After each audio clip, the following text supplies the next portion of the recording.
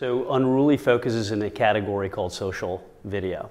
And social video is a rapidly exploding category. It's one that a number of marketers are vaguely aware of because they think of social media, but the concept of social video is actually a special area within the whole context of social. Social video is defined by the IAB as non-intrusive, user-initiated video that's bought on a cost per view basis. So it actually has its own definition. What social video is about sharing. It is about a video being seen and then passed on. We've seen the category completely explode. In the last 3 years, it's increased 30x. And you have like the top 3 videos of the year are driving about 12 million shares. So it's essentially a share is earned media. So you can buy paid media, you can buy views, but getting people to share, that's a different challenge. Interesting thing with social media is that for most companies, and certainly when it started, it was seen as a kind of fast and easy way to just throw something up. And it was certainly cheap, so the price was right.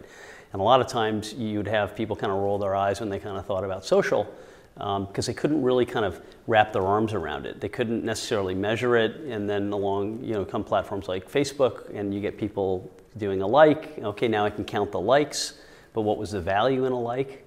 Well, the category, and when you look at video, video had something similar in YouTube. You could have videos run on YouTube, and you could certainly count them, but how do you get the intrinsic engagement beyond just what people are watching, et cetera?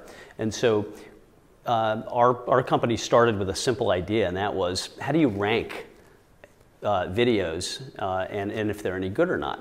And essentially what was created back in 2007, and it wasn't really that long after YouTube was around, was the viral video chart. Well, the viral video chart, which is around today, and if you go to Google and type in viral videos, up will come Unruly and the viral video chart, the first couple of mentions there. What it's doing is it's tracking 2 things. It's tracking views, and then it's tracking shares. You can purchase views, you have to earn shares.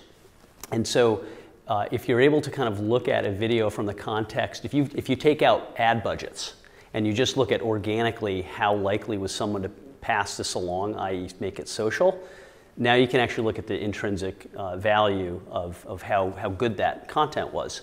And essentially, just a metric that really kind of blows people away, there's 100 hours of footage that goes up on YouTube every minute. And if you look at Facebook, there's 4 billion pieces of content that people are sharing on Facebook. And Twitter has something like, I think it's 1 million tweets contain video every minute that go out. The bottom line is we're in a sea of video content. So who's to say that the video that you just created is going to go viral? The chances of going viral are very small. In fact, eMarketer recently published a study a couple months ago that the likelihood of a video getting over 1 million views is less than 0.6%. So it's very, very small that something is likely to even just get 1 million views, let alone anything greater. So the days of just kind of posting and praying are over. There is today technology, and this is what we focus on, ways to actually predict how likely something is to share, and then to understand kind of some of the key social drivers that will help share, and then actually measure the sharing results on the back end.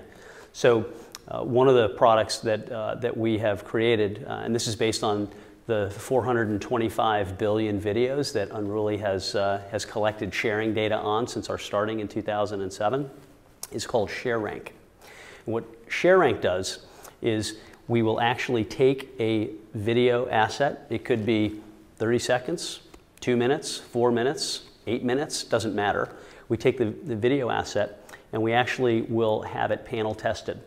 And what we're looking for essentially of the thousands of things that influence someone's desire to look at something and then want to pass it along, there's really 2 that matter.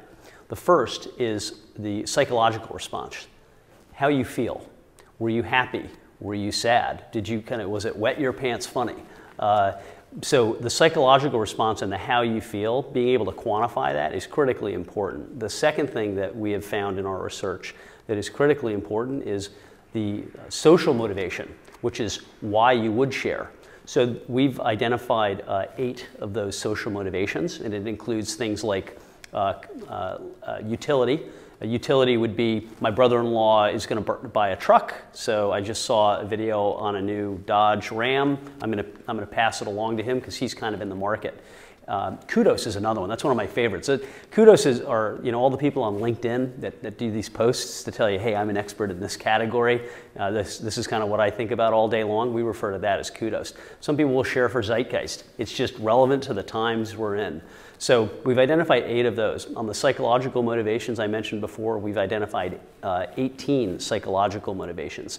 So if we can help marketers understand the psychological motivation, as psychological response as well as the social motivation, then we can actually put a number around it with an 80% confidence level, how likely that ad is to be shared.